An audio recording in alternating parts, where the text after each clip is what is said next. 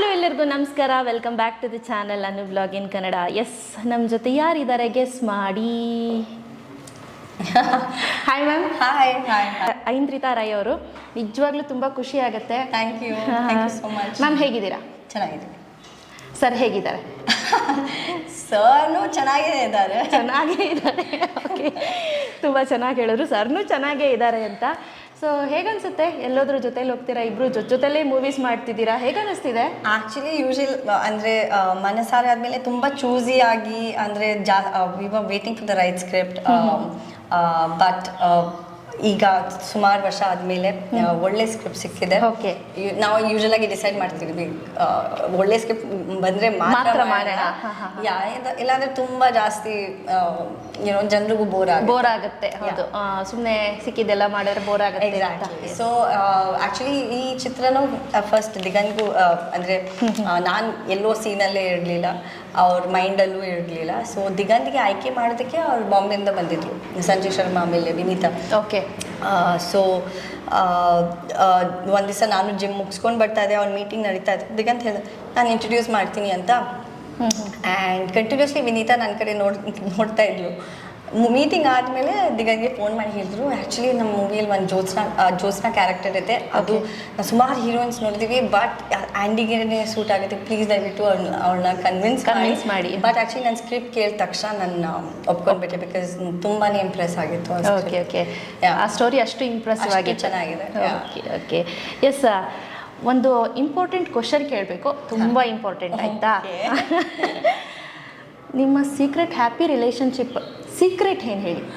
ಆ ಥರ ಏನೋ ಸೀಕ್ರೆಟ್ ಇಲ್ಲ ನಿಜವಾಗ್ಲೂ. ಐ ಥಿಂಕ್ ಎಲ್ಲರೂ ರಿಲೇಷನ್ಶಿಪ್ಪಲ್ಲೂ ಜಗಳ ಆಗುತ್ತೆ, ಹೌದು, ಬ್ಯಾಡ್ ಟೈಮ್ಸ್ ಬರುತ್ತೆ, ಗುಡ್ ಟೈಮ್ಸ್ ಬರುತ್ತೆ. ಇಟ್ಸ್ ಹೇಗೆ ನೀವು ಬ್ಯಾಲೆನ್ಸ್ ಮಾಡ್ತಾ ಹೋಗ್ತೀರಾ, it's just that. It's and also it's not just ನನ್ನ ಅಂದರೆ ಹೆಂಡತಿ ಮೇಲಲ್ಲ, ಗಂಡನ ಮೇಲೂ ಅಷ್ಟೇ ರೆಸ್ಪಾನ್ಸಿಬಿಲಿಟಿನು. It both have to come together, compromise, ಇಬ್ರು ಕಾಂಪ್ರಮೈಸ್ ಆಗಬೇಕು. And you have to do everything for each other's happiness. It's difficult also. ನಾನು ಈಗ ಮದುವೆ ಆಗಿ ಈಗ 4 ವರ್ಷ ಆಗಿದೆ, ಖಂಡಿತ ಇಟ್ಸ್ ಅಷ್ಟು ಸ್ಮೂತ್ ಸೇಲಿಂಗ್ ಅಲ್ಲ. ಹೌದು. So it's difficult. ನಾನು ಪ್ರಾಕ್ಟಿಕಲ್ ಆಗಿ ಹೇಳ್ತೀನಿ, ಕೆಲವ್ರ ಸತಿ ಇನ್ಸ್ಟಾಗ್ರಾಮ್ ನೋಡಿ, ವಿಡಿಯೋಸ್ ನೋಡಿ ಜನರದು ಒಂದು ಐಡಿಯಾ ಬರುತ್ತೆ, ಈ ಥರನೇ ಇರಬೇಕು. ಬಟ್ ಇದೆಲ್ಲ ಫೇಕ್, ಗೊತ್ತಾ? ಲೈಕ್ ಇನ್ಸ್ಟಾಗ್ರಾಮಲ್ಲಿ ಒಂದು ಫೇಕ್ ರೀತಿಯಲ್ಲಿ ಎಲ್ಲರೂ ತುಂಬ ಖುಷಿಯಾಗಿ ಕಾಣಿಸ್ಕೊಳ್ತಾರೆ ಇನ್ಸ್ಟಾಗ್ರಾಮ್. ಬಟ್ ನಿಜವಾಗ್ಲೂ ಲೈಫಲ್ಲಿ ತುಂಬ ಕಷ್ಟ ಇರುತ್ತೆ, ತುಂಬ ಡಿಫಿಕಲ್ಟ್, ಸುಖ ಇರುತ್ತೆ, ದುಃಖ ಇರುತ್ತೆ, ಡಿಫಿಕಲ್ಟ್ ಟೈಮ್ ಇರುತ್ತೆ. ಸೊ ಇನ್ಫ್ಯಾಕ್ಟ್ ಈ ವರ್ಷ ಕೂಡ ನಮ್ಮದು ತುಂಬ ಡಿಫಿಕಲ್ಟ್ ಟೈಮ್ ನಡೀತಾ ಇದೆ. ಒಂದಾದ್ಮೇಲೆ ಒಂದು accident, hospital, but it's how you manage. ಹೌದು. So I am not going to say ತುಂಬಾ ಚೆನ್ನಾಗಿದೆ. ಹೌದು, ಪ್ರಾಕ್ಟಿಕಲಿ ಹೇಳ್ತೀನಿ, ಲೈಫಲ್ಲಿ ತುಂಬ ಸ್ಟ್ರಗಲ್ ಇದ್ದೇ ಇರುತ್ತೆ, ಅಪ್ಸ್ ಆ್ಯಂಡ್ ಡೌನ್ಸ್ ಇದ್ದೇ ಇರುತ್ತೆ. ನಾವು ಆಕ್ಟರ್ ಆಗಲಿ, ನೀವು ಯಾರಾದರೂ ಆಗಲಿ, it's the same normal life. Okay, yes, ತುಂಬ ಚೆನ್ನಾಗಿ ಹೇಳಿದ್ರು. ಇರೋ ವಾಸ್ತವನ ಕರೆಕ್ಟಾಗಿ ಪರ್ಫೆಕ್ಟಾಗಿ ಹೇಳಿದ್ರು, ಅದು ತುಂಬ ಖುಷಿ ಆಯಿತು ಅಂತ ಹೇಳ್ಬೋದು. ಯಾವತ್ತಾದರೂ ದಿಗಂತ್ ಸರ್ಗೆ ವರ್ಸ್ಟಾಗಿ ಪ್ರ್ಯಾಂಕ್ ಮಾಡಿರೋದು ಉಂಟಾ? ಪ್ರ್ಯಾಂಕ್ ಮಾಡಿ ತುಂಬ ನೀವು ಮಾಡಿರೋ ಪ್ರ್ಯಾಂಕಿಂದ ಅವ್ರಿಗೆ ತುಂಬ ಬೇಜಾರಾಗೋಯ್ತು ಆ ರೀತಿ? ದಿಗಂತ್ಗೆ ಯಾವ್ದು ಏನೂ ಎಫೆಕ್ಟ್ ಆಗಲ್ಲ. ಅವ್ನು ತುಂಬ ಬೇರೆ ಥರ ಪರ್ಸನ್, ಅವನು ಅವನಿಗೆ ಏನೂ ಎಫೆಕ್ಟ್ ಆಗಲ್ಲ.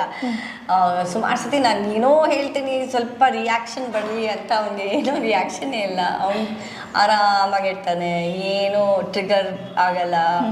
ನಾನು ಕೆಲವರು ಸತಿ ಜಗಳ ಮಾಡಿದ್ರು ರಿಯಾಕ್ಟ್ ಮಾಡಲ್ಲ, ಆ ಥರ ಮನುಷ್ಯ. ಓಕೆ, ನಿಮ್ಮಲ್ಲಿ ಇಬ್ಬರಲ್ಲಿ ಯಾರು ಫಸ್ಟ್ ಪ್ರಪೋಸ್ ಮಾಡಿದ್ದು? ಐ ಥಿಂಕ್ ಫಸ್ಟ್ ಮೂವ್ ಅಂದರೆ ಮನಸಾರೆ ಟೈಮಲ್ಲಿ ನನ್ಗೆ ಅವ್ನು ಇಷ್ಟ ಆಗಿತ್ತು. ಸೊ ನಾನು ಸ್ವಲ್ಪ ಮೂವ್ ಅಂದರೆ, ಬಟ್ ಇದು ತುಂಬ ಮ್ಯೂಚುವಲ್ಲೇ ಆಗಿತ್ತು. ಲೈಕ್ ಸ್ಲೋ, ಅಂದರೆ ಸಡನ್ ಆಗಿ ಯಾರೋ ಪ್ರಪೋಸ್ ಆ ಥರ ಇರಲಿಲ್ಲ, ತುಂಬ ಮ್ಯೂಚುವಲ್ ಆಗಿತ್ತು.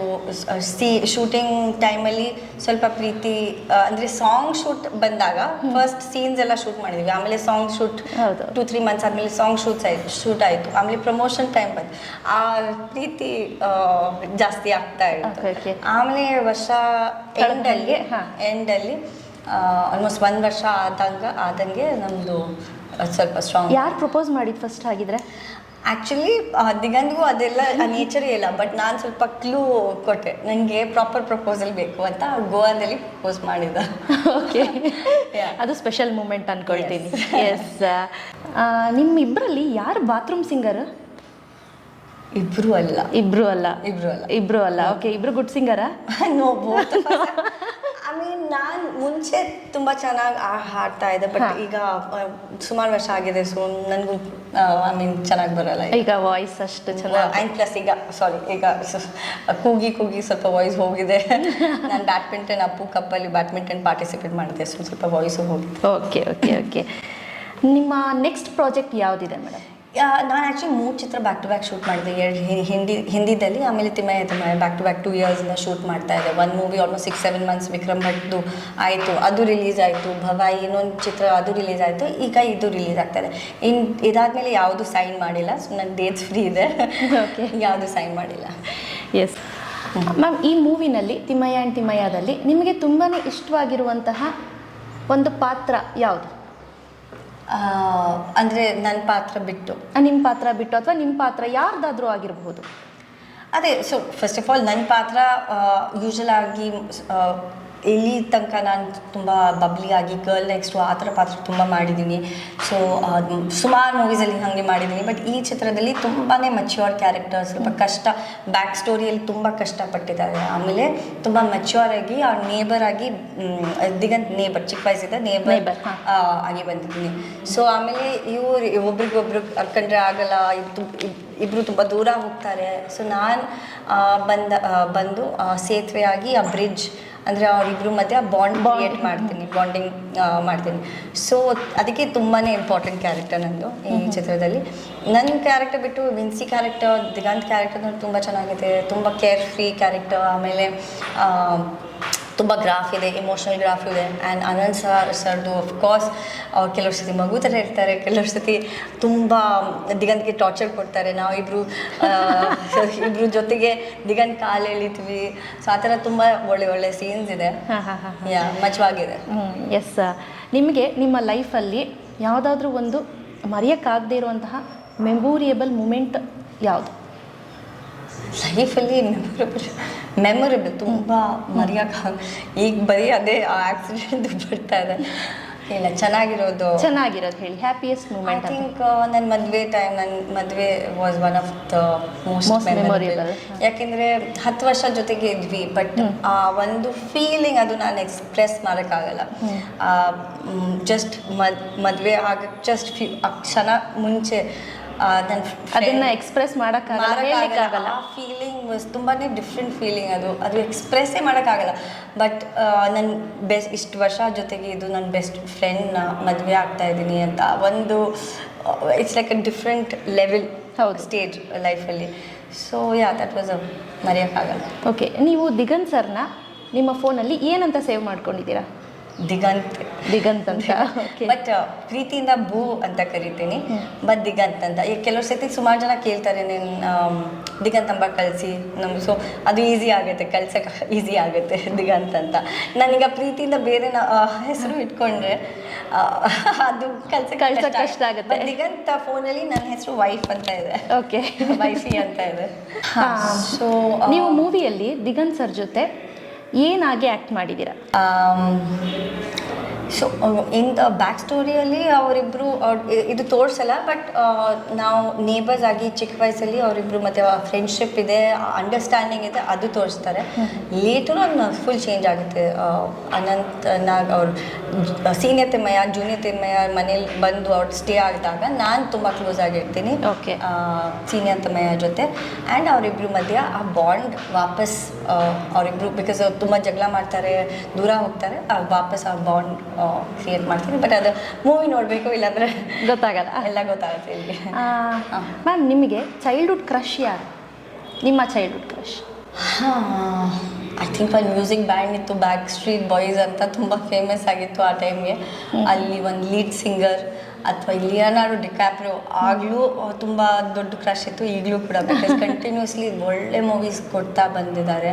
ಆಮೇಲೆ ತುಂಬ ಎನ್ವೈರನ್ಮೆಂಟ್ ಬಗ್ಗೆ, ಪರಿಸರದ ಬಗ್ಗೆ ತುಂಬ ಯೋಚನೆ ಮಾಡ್ತಾರೆ. ಸೊ ನನಗೆ ಅವ್ನ personal life and professional life ತುಂಬ ಇಷ್ಟ ಆಗುತ್ತೆ.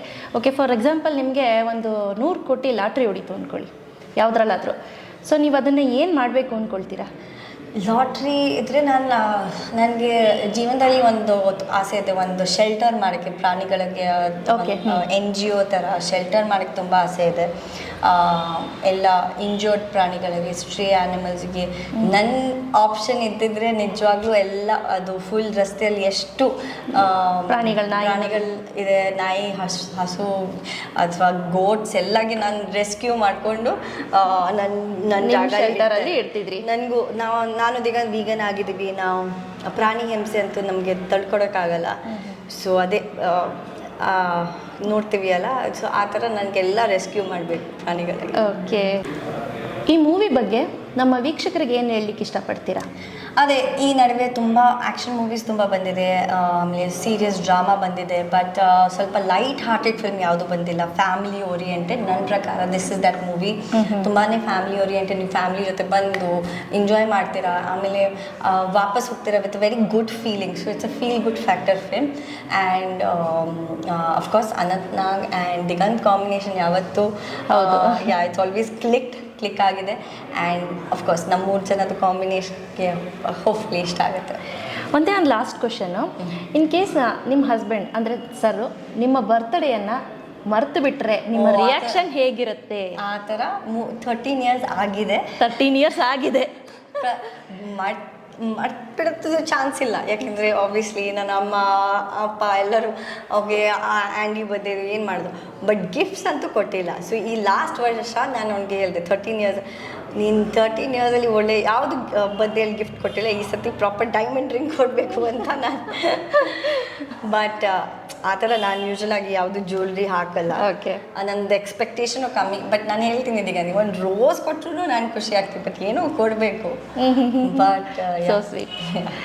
ಎಸ್, ಬನ್ನಿ ma'am, all the best for upcoming project as well as ಹೀಗೆ ಚೆನ್ನಾಗಿ ನಗನಾಗ್ತಾ ಚೆನ್ನಾಗಿರಿ ಅಂತ ಆಶಿಸ್ತೀನಿ. ಹಾಗೆ ತಿಮ್ಮಯ್ಯ ಮೂವಿ ರಿಲೀಸಿಂಗ್ ಡೇಟ್ ಹತ್ರ ಶೀಘ್ರದಲ್ಲೇ ಬರ್ತಿದೆ. ಸೊ ಅದಕ್ಕೂ ಅವ್ರ ಟೀಮ್ಗೂ ಕೂಡ ಆಲ್ ದ ಬೆಸ್ಟ್ ಅನ್ನು ಹೇಳಲಿಕ್ಕೆ ಇಷ್ಟಪಡ್ತೀನಿ. So thank you ma'am. Thank you.